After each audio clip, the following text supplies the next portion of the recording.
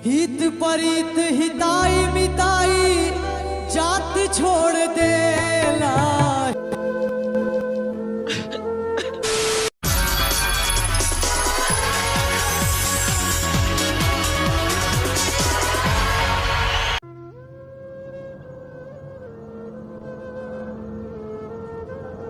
नमस्कार मैम। नमस्ते, क्या नाम है आपका? जी मैम, हमारा नाम फनी चुनी बाबू है। अच्छा, और ये लखीपुर से आइल बनी। लखीमपुर कहाँ है? मैम ये बिहार के सिवान जिला में पड़ेला। और गाना कहाँ से सीखा, कब सीखा? ना सर, हम म्यूजिक कहीं तो सीखले नहीं थी। क्यों ऐसा?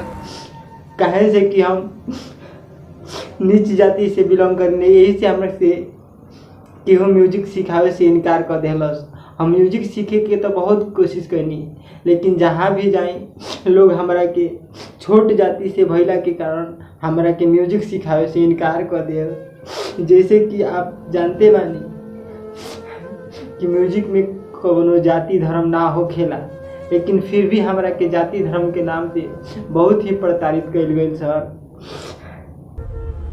जाति धर्म के नाम पर आज भी हमारे समाज में कुछ लोगों को उपेक्षित किया जाता है, जो कि हमारे इस विकसित समाज का एक कड़वा सच है। और इंडियन आइडल ऐसी मानसिकता का विरोध करता है। ऐसा गाओ कि दुनिया याद हो जी जाए। सर। और घबराना नहीं, शुरू हो जाओ। जी सर।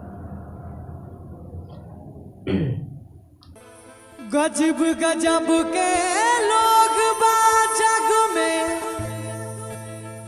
स्वार्थ भइल समाज हो। दुख में कहाँ बा केहू संगतिया। ए दुनिया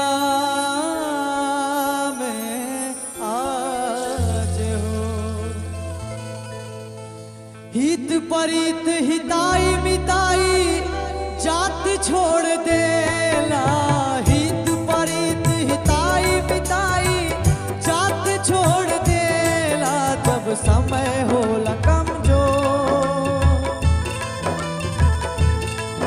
जब समय होला कमजोर तो हर केहू साथ छोड़ देला। जब समय होला कमजोर तो हर कोई साथ छोड़ देला।